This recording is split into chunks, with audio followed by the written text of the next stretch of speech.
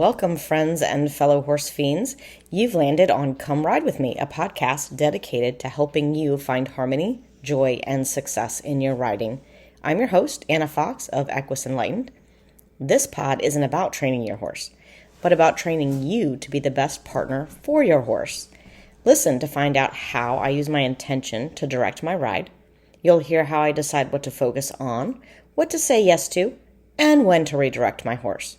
You'll see how not getting frustrated or overwhelmed is the easiest path to sanity and harmony. So, what are you waiting for? Come ride with me. Hey friends, this week's podcast may go into the books as biggest bloopers of new podcasters, but we're going to see if we can work with it.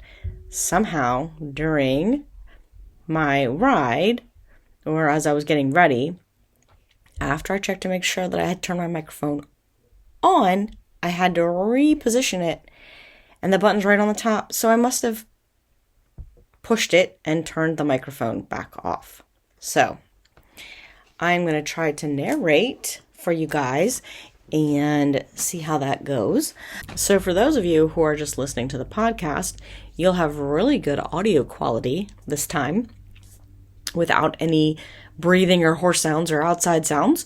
But for those of you that are watching the video, it may seem a little different. And I wanted to let you know why.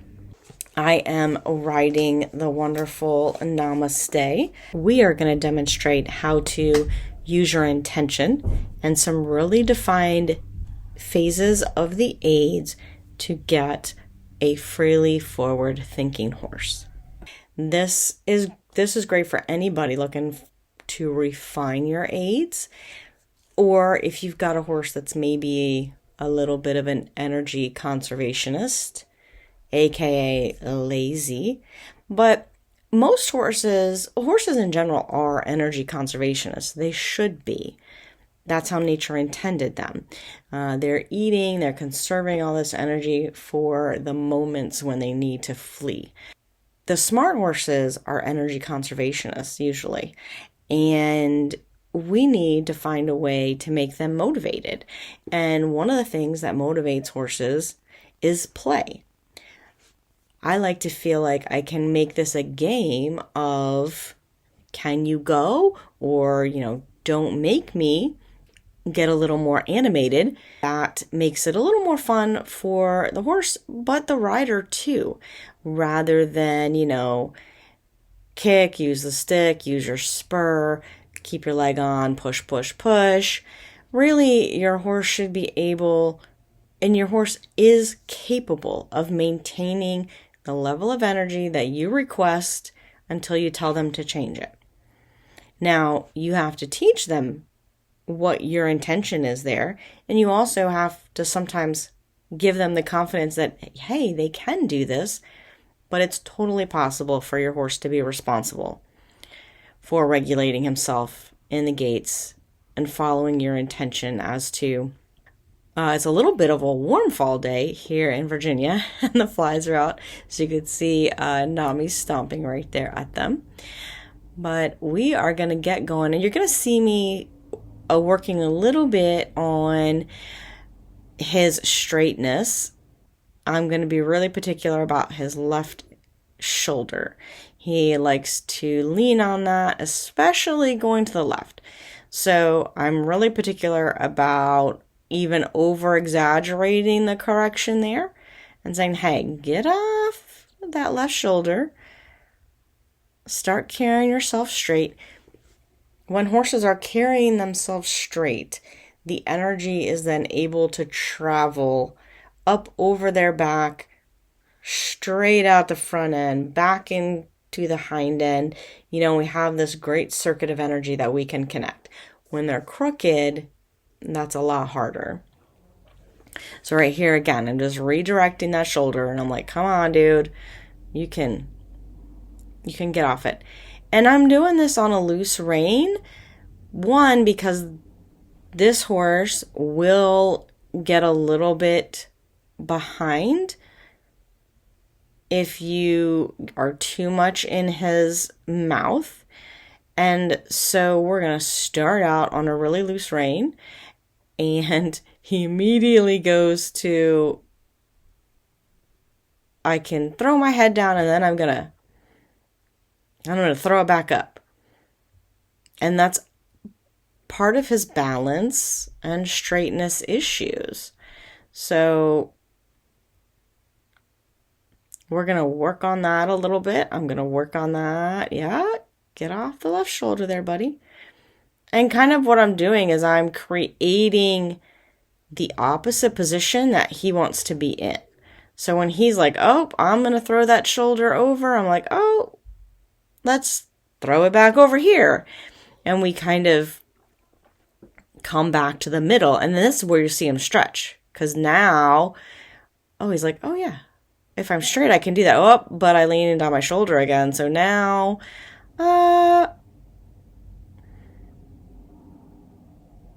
push him back over, and then he comes back into the center. And the key really here is to just be patient, be very rewarding and very happy when they come back to the center and they find that sweet spot.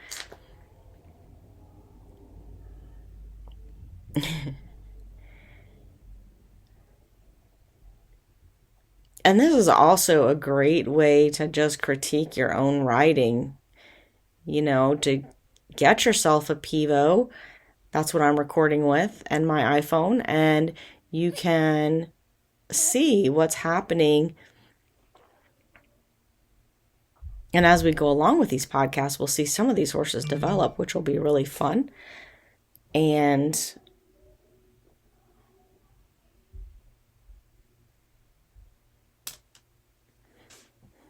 we can see the changes in them. But that's why it's great for you to video yourself. And if you don't have a Pivo or something like that, you can, even have a non-horsey friend or parent, husband, spouse, whatever, do a little shooting for you.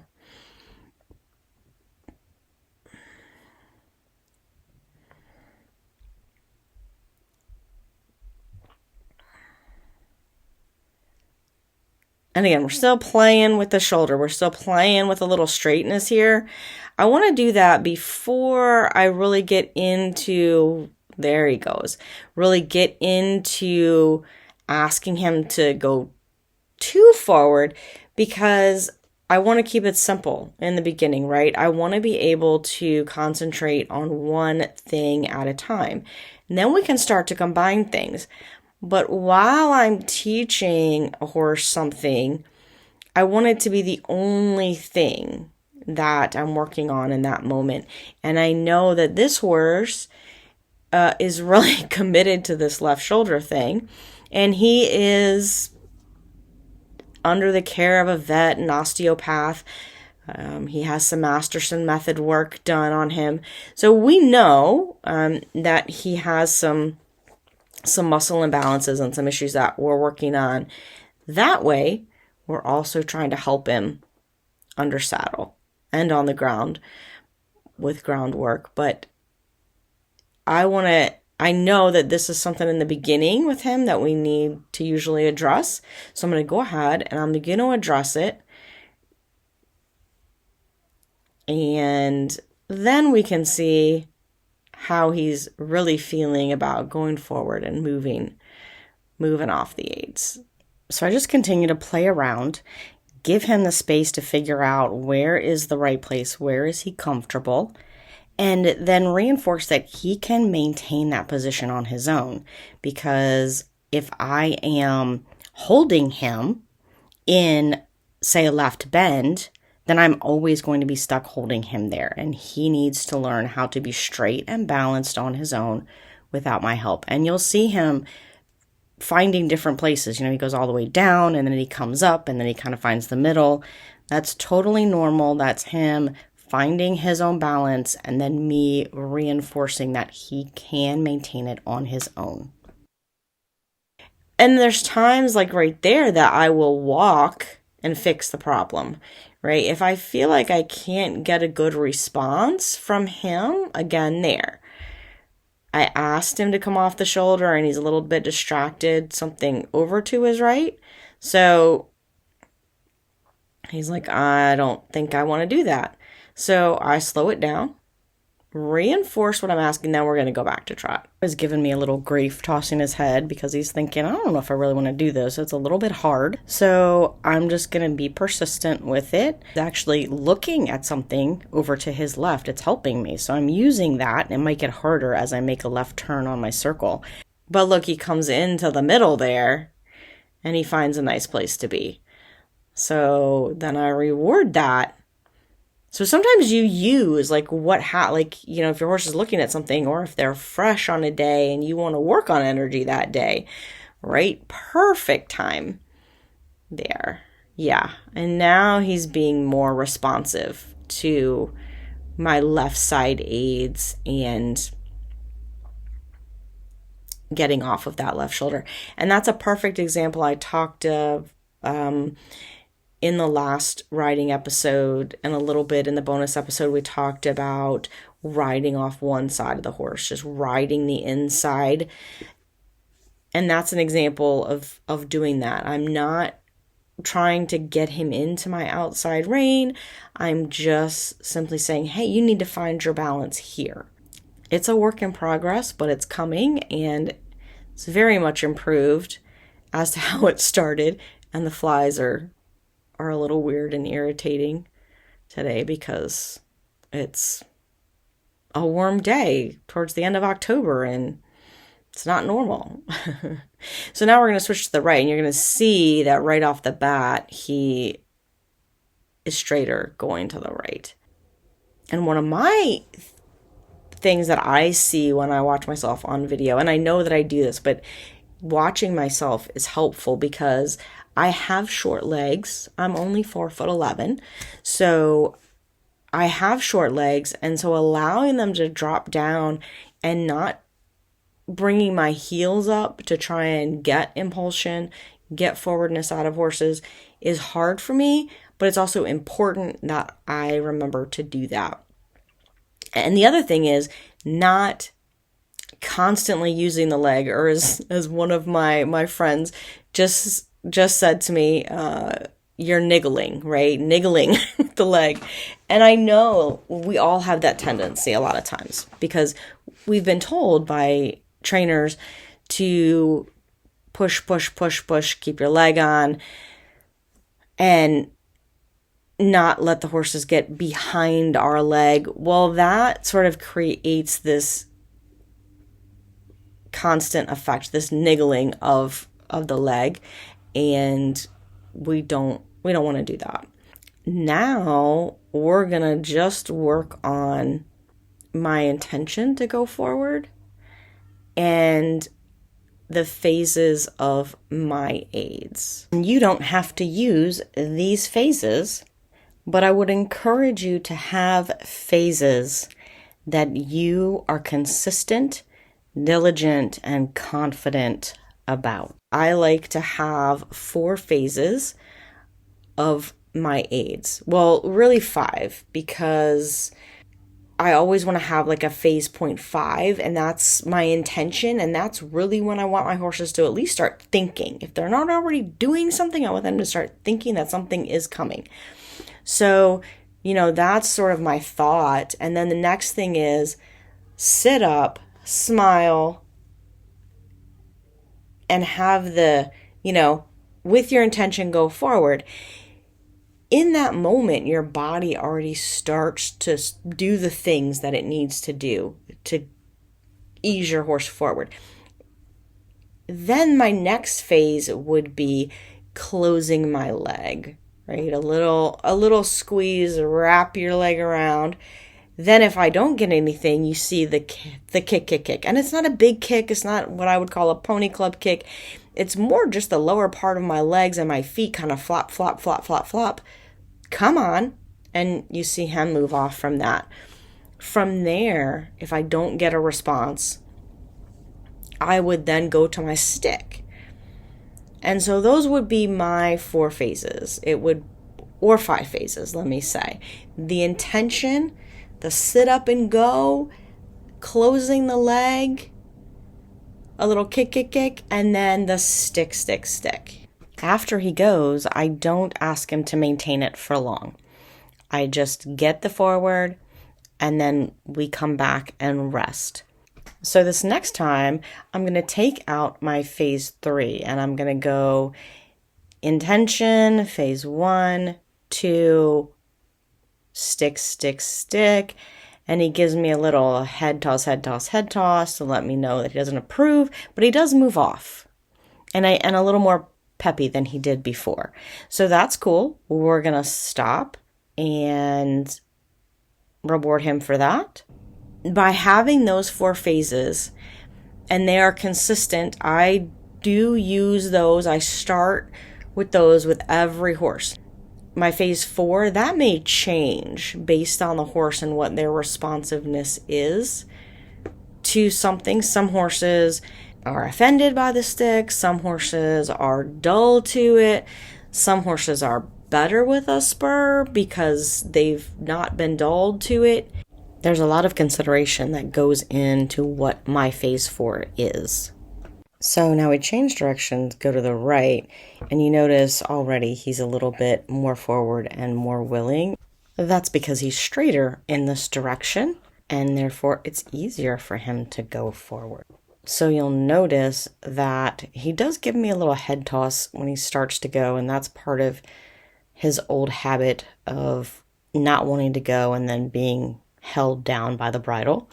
So I just allow that right now. That will smooth out as he gets used to going forward. Then I want to check and see how is his stop. Because a lot of times when you have a horse that is sticky to go forward, they're also sticky to stop. And it kind of sounds backwards. But a lot of times once you get them going, if they're a bit of an energy conservationist, then they don't want to stop all that promptly. So I use phases for my downward aids too. I use an exhale as my first phase beyond my intention, an exhale, and then I sort of sink deeper into the saddle, close the tops of my legs. If I need to use the rein, I do. And the other thing that I could do is use the stick up in front of the shoulder, like in the chest area.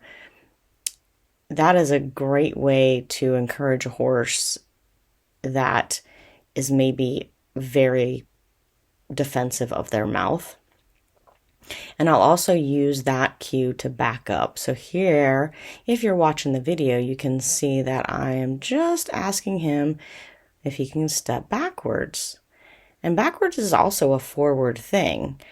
So I'm going through my phases again.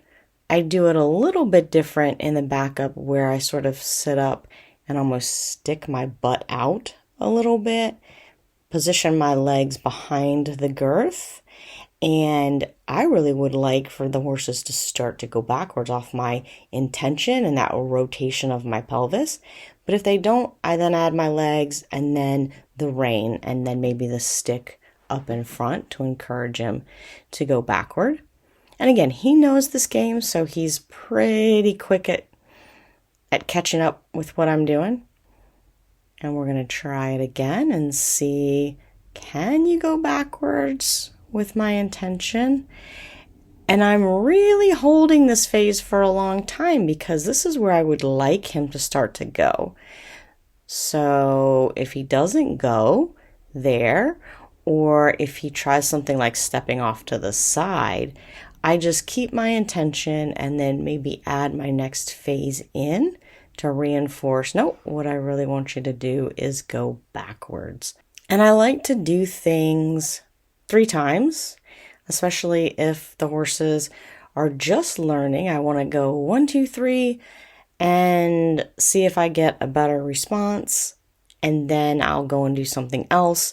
If they don't seem to be bothered by it, I may do it another time or 2 just to see, do we get better as we go? But if they start to get bothered by the exercise or the game, then I'm going to back off and go do something else. is pretty good at this game, so he knows it's not a negative thing, but he's still not sure that he wants to move off of my intention. So we're going to play with that a little bit. And now that I've asked him to go backwards several times, now I have to reframe it and say, oh, but could you go forward again? And this is a little tricky for him because of his past. So there he gives me a little attitude about it, about tapping him with the stick. And again, it's not hard. You could barely even see me use it, but it was enough for him to be like, I don't understand what's happening. And that's okay, right? I don't get upset about that. He just doesn't understand. So we just try again. And he's like, oh, forward, backward, I don't know. And this is where it's really important to just be clear with your phases and the aids that you want to use. That's why I want you to be clear. Pick them and stick with them and be clear. Because when you start trying all kinds of things to get them to go or get them to do something, it starts to muddy the waters and then they don't know exactly what you want. So just be really clear, stick with it, keep your intention. They will learn. They will figure it out. Horses are smart. They're capable. So we need to have more trust in them and allow them to learn things rather than always be compensating for things that we think that they can't learn, which ends up making more work for us. And riding should be easy. It shouldn't be work, right? It should be easy and it should be fun. So if you're not having an easy time and it's not fun, reevaluate how you're doing it. Because we all got into this for the love of the horse. I give him a little break and then we go again and ask him to go forward again. And he's more on point. He's still giving me the little nose, like, ugh, really? Did you have to tap me with a stick? And then I go, well, can we go trotting? And yeah, we can. And he wants to be nice and stretchy, sometimes a little bit too much.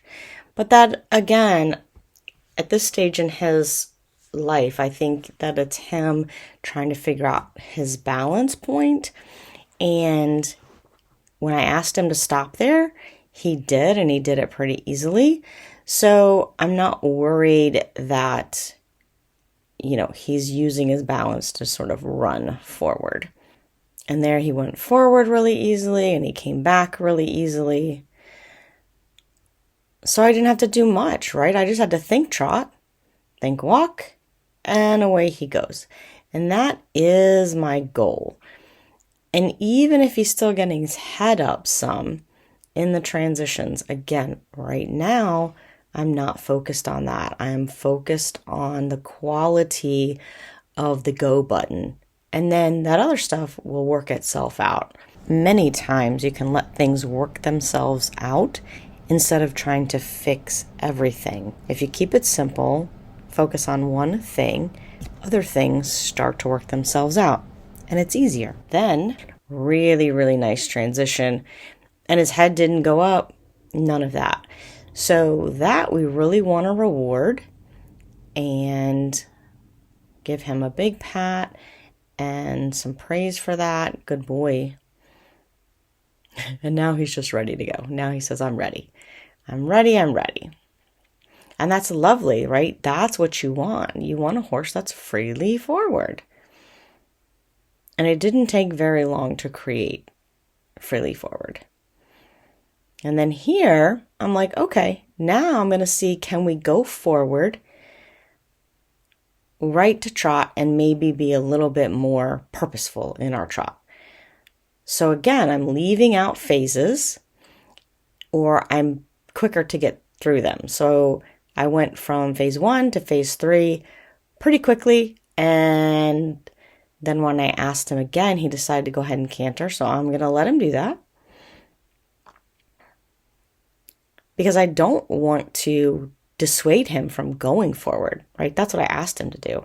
And it was a decent canter. He got a little bit long and kind of rolling there at the end, so I brought him back to a trot. But again, he's trying to figure out his balance. He's trying to figure out the self-carriage thing because he's not done it much. And now that we've got the trot, we're going to see if we can have some nice canter transitions. Same process. I go through the same phases, and he does a really good job. And he also comes back really nicely. So I'm definitely going to give him a break there and let him stop.